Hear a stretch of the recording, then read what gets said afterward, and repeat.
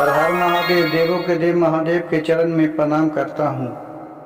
दुर्गा माँ के चरण में प्रणाम करता हूँ। सरस्वती माँ के चरण में प्रणाम करता हूँ। गणेश भगवान के चरण में प्रणाम करता हूँ। गुरु भाई गुरु बहनों के चरणों में प्रणाम करता हूँ। गुरु भाई गुरु बहन, आज का कहानी बहुत ही ज्ञानवर्धक और इस कहानी से बहुत कुछ सीखने को मिलेगा। कृपया कहानी को अंत तक और ध्यान पूर्वक सुनिएगा ताकि इस कहानी का रहस्य सभी को समझ में आ सके। एक गांव में एक ननद और एक भौजाई रहते थे। ननद थी उसकी जो बहुत ही लोभी विचार के थी और बहुत ही झूठ बोलने वाली थी, और ये भौजाई थी वो बेचारी बहुत ही सच्चे मन के और शांति दिमाग के थी। वो बेचारी जो भी कोई कहता था वो शांति शांति हंसी हंसी में वो गुजार देती थी। उसका 3 गो बेटा था। भौजैया के 2 बेटा के शादी हो गया है और जो तीसरा बेटा के शादी होना था तो जो नंदी था वही शादी करवाया था। कुछ दिन के बाद तीनों बहू अच्छे तरह घर में रहने लगे, लेकिन छोटकी बहू थी जो बड़ा बदमाश थी, बहुत लड़ाकिन थी। वो किसी अपने मन की बात सब घड़ी पास करती थी। जो उसको मन में आता था वही करते रहती थी। जब मन हो गया कि हमको बाजार करना है तो बाजार जाती थी। मनो अपने मर्दाना को अपने बस में करके रखा था। और बेचारी जो सास थी वो भी अपने बहू से उतना मुंह नहीं लगाती थी कि चलो आज घर के गुरु भाई गुरु बहन, युग जमाना खराब हो गया है, अगर आप ज़्यादा बहू के बात लगाइएगा तो आपको तो बहू नहीं मानेगा, कुछ बोलबे करेगा और साथ साथ आपको बेटा भी नहीं बोलेगा आपसे। ऐसा जमाना आ गया है। और जमाने के अनुसार से गुरु भाई गुरु बहन वो बेचारी चुपचाप मन मार के रहती थी। लेकिन जो उसकी बड़ी वाली बहू थी बहुत ही संस्कारी थी। कोई भी काम अगर छोटी वाली गोतनी नहीं करती थी तो उसके बड़ी वाली गोतनी कहती का होगा, न करती तो हम कर देंगे ना माँ जी, शांत से बैठा चुपचाप। अब का कहती ना छोटे वाली गोतनी न करती तो हम कर देंगे। बेचारी बहुत ही सहते रहती थी। एक दिन के बात हुआ कि वो अपने भाई को राखी बहाने के लिए आए मैके में, तो अपनी सास वो अपने ननद और भौजाई दोनों बैठे थे कुर्सी पर। उधर से खूब बड़ाई करते रहे अपने छोटी वाली बहू के, क्योंकि छोटी वाली बहू के शादी करवाई थी। खूब बड़ाई करते रहे कि हमारे छोटी वाली बहू बहुत ही संस्कारी है और बहुत सब कुछ खाना बनाने के लिए आता है, सब कुछ करने के लिए आता है। मतलब खूब बड़ाई करते रहे। लेकिन जब उसका भाभी थी वो बोले कि दीदी आप ऐसा क्यों बोल रहे हैं, जितना हमारे तीनों बहू अच्छे हैं, तीनों बहू ठीक हैं, तो आप छोटी बहू के क्यों बड़ाई कर रहे हैं। क्योंकि वो बेचारी जानती थी कि सब तो मेरे बहू है, अगर हम एक के पक्ष लूँगा तो दूसरे वाले बहू लड़ जाएगी। लेकिन उसके बड़े वाली बहू बहुत ही समझदार थी, बेचारी किसी पर बात नहीं उठाती थी। उसके जो सास थी फुफसस आई हुई थी, ये बोली कि बड़े वाली बहू जाओ तुम चाय बना के ले लाओ। तो उसकी जो माँ थी सास बोली कि रुकिए रुकिए ना दीदी, ये बड़ी वाली बहू के बैठे दीजिए, छोटी वाली बहू से मैं बनवा देता हूँ चाय। छोटी वाली बहू के चाल किया तो छोटी वाली बहू उधर से आई और ये अपने छोटी वाली बहू के बड़ा बड़ाई करने लगी। उसका जो ननद थी ये तो कही कि जाओ तू चाय बना के लाओ। तू कहा कि नहीं नहीं हम अभी चाय बना के नहीं लाऊंगा, हमें काम है, हमें अभी शॉपिंग करना है, बाजार जाना है, कर हमको नहर में भाई का बर्थडे है, भाई का बेटा के, मैं वहाँ जाऊंगी। वो खूब मन करने लगा।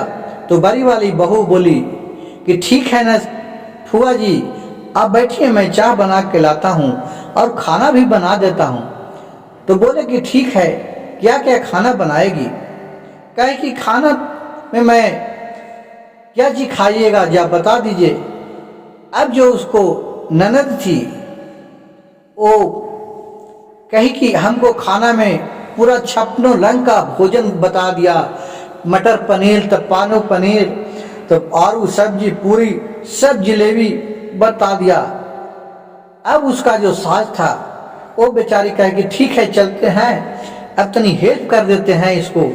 तो बोली कि हेल्प, फिर उसकी ननद बोली अपने भाभी से कि हेल्प क्यों करती है, वो अपने बना न लगी का, इतना भी काम वो नहीं करेगी। बहुत ही बेचारी से ऐठने लगी। बड़ी वाली बहू बोली कि माँ जी आप लोग यहीं आराम से बैठिए ना, मैं सबके लिए खाना बना के आप लोग के ला देते हैं, आप लोग टेंशन नहीं लीजिए। और फिर अंदर गए और बोले उसका बहू कि हे महादेव, देवों के देव महादेव, हम सब परिवार को बुरी नज़र से बचाइएगा, क्योंकि ये मेरे ये फुफसस हैं, वो बहुत ही लग रहे हैं कि अंदर से दुष्ट विचार के हैं, इसका नज़र न किसी पर लग जाए। और अपने खाना बनाने लगी।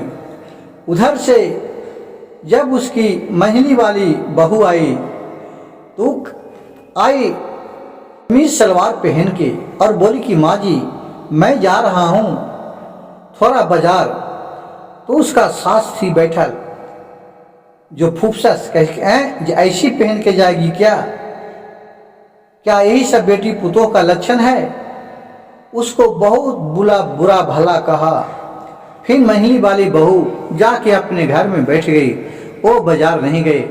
फिर छोटी वाली बहू निकली और जो अंग्रेजी स्टाइल का आजकल के चला है कि आधा देह उघार और आधा देह पहन ले, गुरु भाई गुरु बहन आधा चड्डी पहन ले, उसी रंग रूप में छोटी वाली बहू निकली। उसको देख के उसके सास बोले कि ऐ बहू, और बोले कि माँ जी मैं आज शॉपिंग में जा रहा हूँ। तो उसके माँ बोली कि ऐसे पहन के जाएगी क्या, यही सब घर का है इज्जत प्रतिष्ठा क्या, जाओ साड़ी पहन लो। बोली कि साड़ी नहीं पहनूंगा, मैं यही पहन के जाऊंगा, क्योंकि छोटी वाली बहुत ही घमंडी थी। तो उसकी जो ननद बैठी थी वही तो उसका अगुआ थे शादी कराने में। वो अपने भाभी से बोलने लगी, भाभी क्या होगा, ऐसा पहन लिया था क्या हो गया, आजकल का तो फैशन है, जाने दीजिए ना।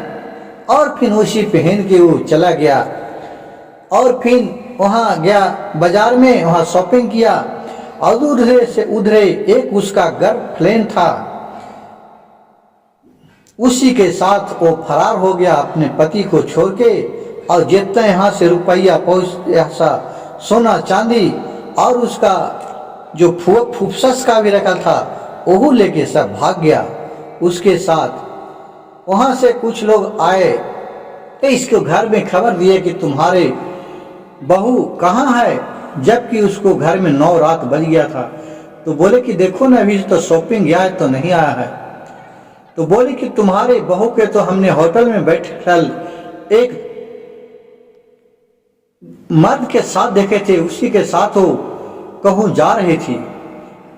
अब अपने छोटे वाले बेटे को फोन किया, उसका बेटा घर में सोया हुआ था, उठ के आया, कहा कि बहू कहाँ है।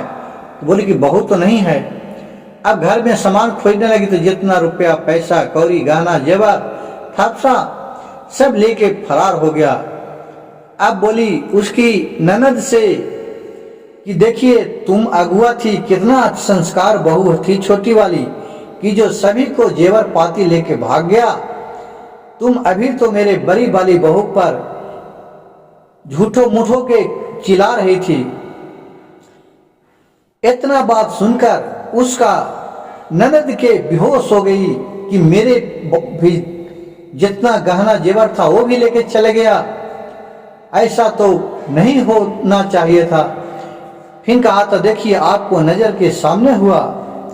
ये सब बात सुन के फिर उसको बेहोश हो गया, उसको पानी छीटे लोग मुंह पर। फिर उसका होश में आया तो बोली क्या करे भाभी जी, हमें आप क्षमा कर दीजिएगा, एक इसको तो मैं अगुआ था, इसको शादी कराने के लिए कहूँ नहीं शादी हो रहा था तो हमको 50,000 रुपया घूस में दिया था कि जो हमको बेटी की शादी करवा दो। इसका लूर लक्षण ए बदचलन पहले ही से थी, हमें अब क्षमा कर दो। इसके साथ तो मेरा भी संपत्ति और मेरा इज्जत चली गई। और फिर उसका भाभी था जो कहा कि इसमें तुम्हारा क्या गलती है, इसमें तो मेरे बेटे का भी गलती है, क्योंकि जब इसके साथ इतना दिन से था, 6 महीना से नई नवेली बहू आई थी तो उसका तो रहन सहन इसको मालूम होगा, लेकिन ये भी दबाव नहीं बनाया, नहीं दिया। सब मेरे बेटे को गलती है। गुरु भाई गुरु बहन देखिए कि एक कितना संस्कारी उसका भाभी थी कि इतना बितला पर भी वो अपने परिवार पर ही दोष देके अपने ननद को दिल नहीं दुखाया और उसके खुशी खुशी फिर विदा किए। और फिर वो कहे कि नहीं, सबसे अच्छा संस्कारी तो ये दोनों बहू है, मैं तो अब मुंह दिखाने के लायक नहीं हूं। कहा कि ये उनके सब परिवार बोले कि ये सब बात नहीं बोलिए, हम लोग तो आपको कुछ नहीं न बोल रहे हैं, जिसको जाना था वो चला गया, मेरे बेटे को फिर शादी हो जाएगा, इसमें क्या दिक्कत है। गुरु भाई गुरु बहन सोचिए कि एक ननद ने और एक भौजाई की कैसा दुख भरी कहानी है। अगर मेरी कहानी अच्छा लगे तो कृपया मेरे चैनल को सब्सक्राइब कीजिएगा, लाइक कीजिएगा, शेयर कीजिएगा। हर हर महादेव, घर घर महादेव।